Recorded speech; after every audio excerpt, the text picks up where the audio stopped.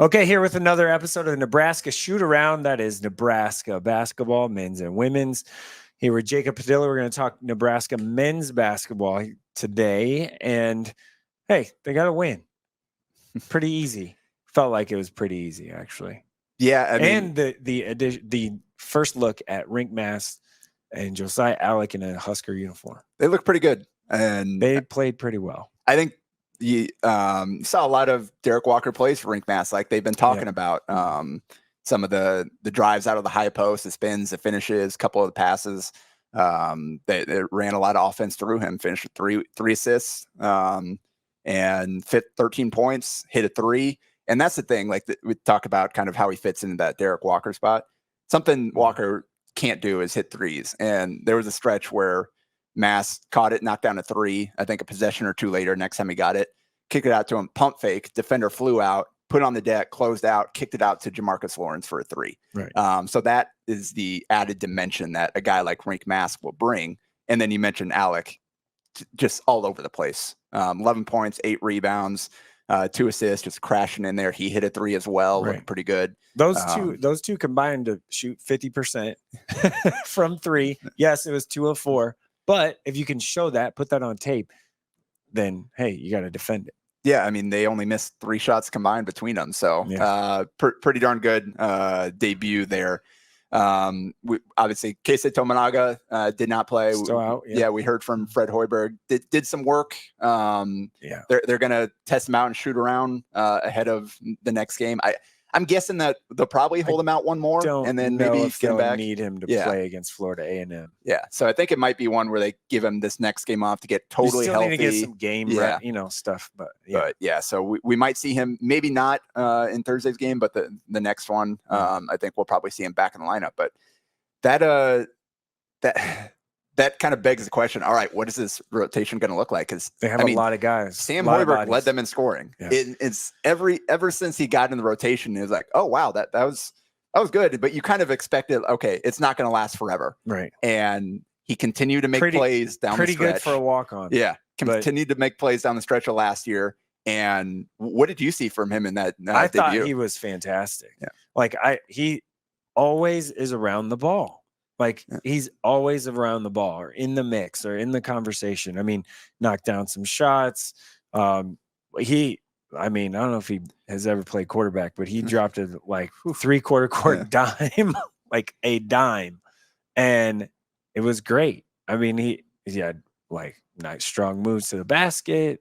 The one thing is, as you get deeper into the season of Big Ten, just defensively, size, right? Length. But he plays so hard and he's so smart. And Coach Hoiberg this is one thing I really like about Fred Hoiberg. He separates the coach dad part, like in, his media availability stuff. Yeah. Very much so. He's very good at just separating the two and I respect it. I think that's great. Well, and he treats him like a player. And that's like you as a coach, you plug your son in as a walk-on. You're like, fans are probably thinking, "What's going?" Fred wouldn't. He's earned every He's continued to show that, like, hey, no, he's earned this, and he can help the team. It's a matter of like, okay, when Keisei comes back, so you looked at the starting lineup. Who's coming out? Yeah, I mean, you would think probably CJ Wilcher. Yeah, just in terms Keisei, of what those two bring. Jamarcus is your point. Yeah, or what a lead. Let's say lead guard, because point guard is a little. Yeah, they don't. There isn't really a. They had true point guard. Yeah, they had 19 assists and Lawrence had 1 in that game. So that's not. It's not the traditional sense of a point guard. That everyone. Okay, he's the initiator of the offense most of the time. That's probably the best way. And then Bryce Williams gives you more length on the wing. Like that would probably be. I think. Little mature, older. Fits a little bit better just in terms of diversifying your lineup there instead of going with CJ. More length. Although CJ, I think CJ played well. He's made it like I think a lot of fans kind of expected him to fall into the back of the rotation there just with the additions they've made. CJ is very much making a case for continuing to play a significant role for this team with the way he's playing. Hit 2 threes, scored 13 points, scored in the lane. So that will be. Obviously, Ramel Lloyd Jr. is still injured. Right. Blaze Keat is still injured. Juwan Gary is still suspended. Yeah, you don't know. So if Jawan comes back, what does that do? With Alec and yeah. That's a third though. That's 3. So you can maybe have a little foul trouble, or you can work with that. It's going to be pretty important for him to come back. It was interesting the way that Hoiberg managed that, because you started Alec and Mass together and then staggered them a lot of the time. They spent some stretches together again after that, but basically one of the two was on the court all the time until Matar Jope got there at the end. Yeah. So you had guys playing, Alec kind of playing the 4 and the 5. Right. Obviously that's going to work against Lindenwood. There was another point towards the end of the game when Cale Jacobson got in that he was playing the 5. Well, and they had not saying that's going to be sustainable, but he did. Yeah, and that's where Williams, Jacobson, Wilcher, whatever, were those guys were kind of playing the 4 minutes without Gary when Alec was at the 5 and Mass was on the bench. I think Williams does give you some of that, like the potential to do that. 6'7", like you said, kind of a more mature guy there. But it'll be curious to see kind of what that 5-spot, 4-spot rotation looks like once Gary is back in the mix. And does Alec now hold on to the starting spot? He definitely showed that. And that's I feel pretty good about that, just from a leadership standpoint and kind of the culture standpoint stuff. You have a guy that is suspended for violation of team policy. Yeah. Like that'd be a hard play, right? It's a little different than losing your spot to injury. Right. So a little different. I think just in what Sam and Josiah both bring, like athleticism and aggressiveness, like you said, like with Sam, both guys are just go hard all the time. They make things happen with how hard they play, and they're athletic. Like you think Sam walk on, but now he's got some bursts to the rim. Like he can get downhill, quick, pretty crafty quick. finisher, and go and chases strong. down the rebound. He's strong. He's just not long. Yeah, like, he's pretty strong at the rim. So like when he gets to the rim, he can get fouled and get it up towards the rim. Yeah. So, I mean, scored 15, took with 2-4 from 3, took 5 free throws, 5 rebounds. Like they played pretty well. And you look at the main rotation. I think Eli Rice is a guy that's probably kind of on the outside. That one is interesting because you're like, should you have redshirted, right? Yeah. But you never know. Like, I'm sure like guys, like that's always a 2-way street. Like the player's got to be, it's not easy. Right. So that might be a situation where maybe wasn't something he was interested in, but also he played well enough during their summer and exhibition, whatever. It's like, okay, it might have something. The exhibition, he was great. The amount of guys they have, it's going to be hard to find playing time for everybody. But I mean, you look at the main rotation, the top guys there, 11 of 27 from 3, 40%. So like, that's kind of the question. Like that's every year, like they've been trying to add shooting and it hasn't really clicked.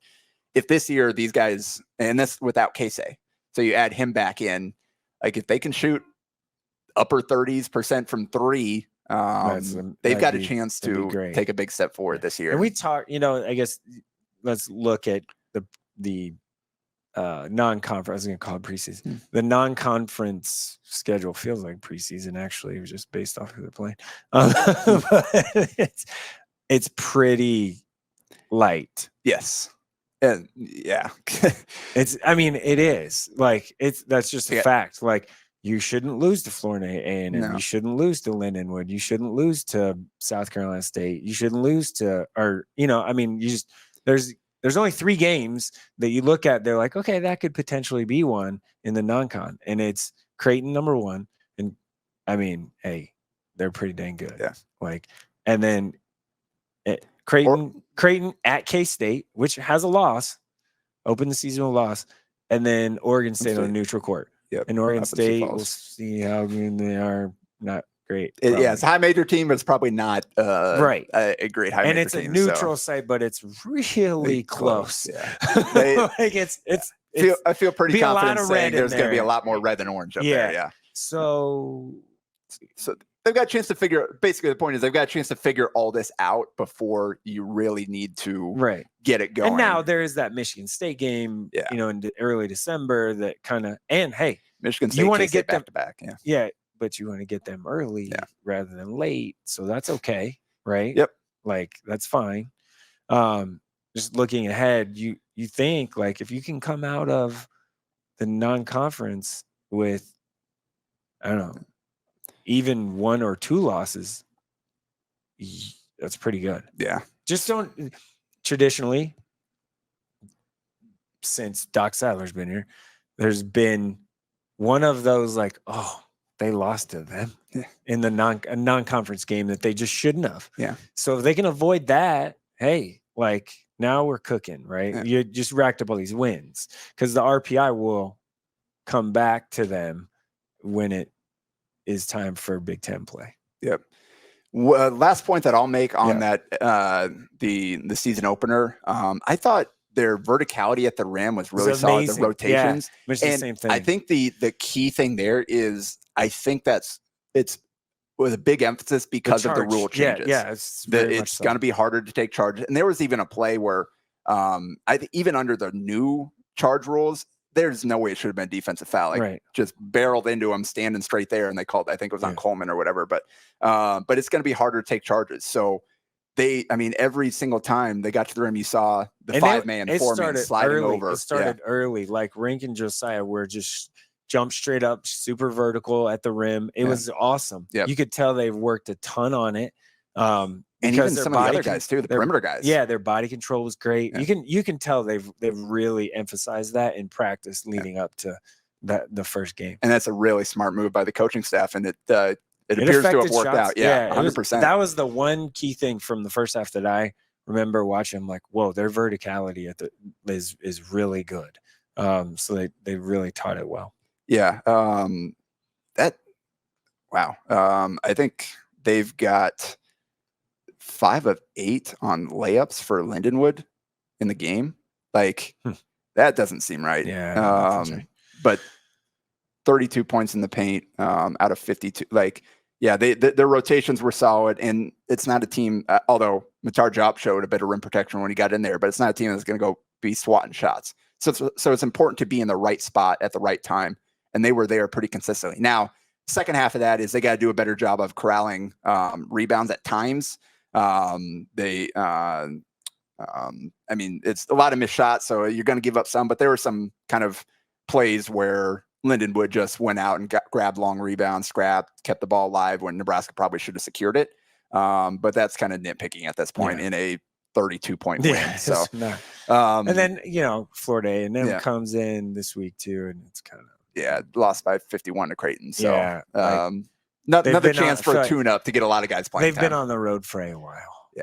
And they got a lot of new guys. Like it's tough start to the season for those guys, but chance for Nebraska. And then Nebraska plays Monday the 13th against Ryder. Another hey, you should probably, So I think key is getting healthy here over these next few weeks, figuring out the rotation. So when you do get to that, playing, win and not, and hopefully you'll have obviously Coach Hoiberg's not going to say anything publicly before. Hopefully you'll have the rotation kind of squared away by that Sioux Falls game, or at least close to it, and then have everything locked in by the time they face Creighton. You have Florida A&M, Ryder, Stony Brook, and then Oregon State. So it's very manageable. Yep. I think last point that we'll hit on here is a big day as we record this on Wednesday, signing day. Yeah, signing day. A little bit of news, I guess, coming out of that. Braden Frager reclassifying to the 2024 class. He's going to finish out, obviously, his junior year of high school at Lincoln Southwest. This is the first time that this has ever happened in Nebraska. Wow. That a reclass up like that. Since it's been like a thing, the last 10 years or whatever. Yeah, it's super common. You see, it's common across the country. And you see, we've just never had it here. And you see a lot of the football players do it to enroll for spring ball and all that. But they enroll early, though. Like they don't completely whole year. Yeah, it's a half year. This is. Now that you mentioned that, I didn't even think about that. Academically, he's super smart. Yeah. There's no issue there. He's pretty mature. So physically, obviously pretty mature. So that's not an issue there. I just think they're, get him in, see what happens, right? Get him in, get him early and go from there. But it's the first one that I can think of at all that has done that, which again is a trend throughout the country. It's not it's just new to people in Nebraska. Yep. 11.5 points, 7 boards a game as a sophomore at Southwest, shot 42% from 3. His ability to finish at the rim is what makes him stand out. 100%. His ability to dunk at the rim. Strong lefty, gets downhill, will dunk on your head with his left. Yep. Good touch there. And he's really worked on the jumper. I think you could see he's really kind of exploring in games, he can hit threes pull up, knock down threes.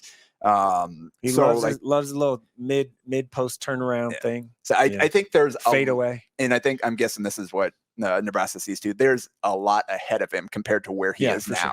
I think he was just at the tail end of the for 24/7's top 150. Yeah, and so it's good, but now you're reclassifying, playing against guys a year older or whatever. But 6'7", 210 pounds, he's got a college ready frame already. So you get him in Hoiberg's development system with Nate Lenzer and those guys. I know Hoiberg prides himself and his staff on their ability to develop shooting to really kind of polish guys up. They do.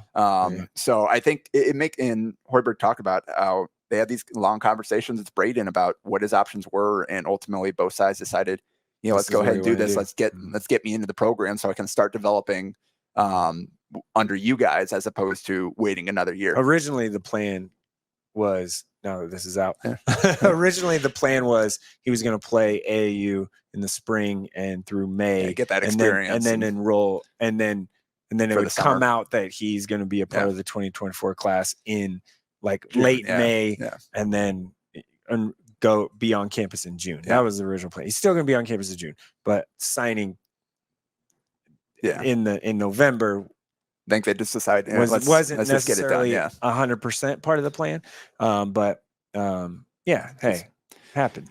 And then the other signing was Nick Janowski, 6'3" combo guard out of Pewaukee, Wisconsin. Great shooter. Coach Hoiberg said he is one of the best shooters in the country, in his opinion. So, which, we'll see. He's 114 and 24/7 sports, averaged 23 points, 5 assists, 6.5 boards, 1.5 steals as a junior at Pewaukee. Physical, crafty shooter, really high IQ. Not a guy that's going to go jump out of the gym, but he just gets it done with his know-how, his footwork. Just kind of, like I said, super crafty in the way that he goes about his business. Really good shooter. So, and you add, he's kind of another ball handling initiator option to that mix next year. With a little bit of size for that in that role. Yeah.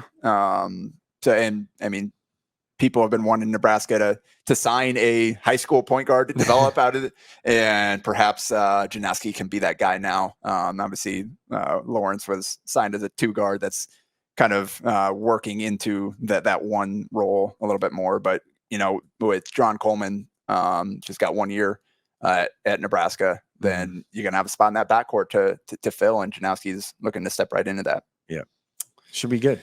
Yeah. So, right. Good start to the season for Nebraska. And like you said, couple more tune-up games here before things start to get really real. All right. That'll do it for the men's portion of Nebraska Shoot Around, talking about Nebraska men's basketball.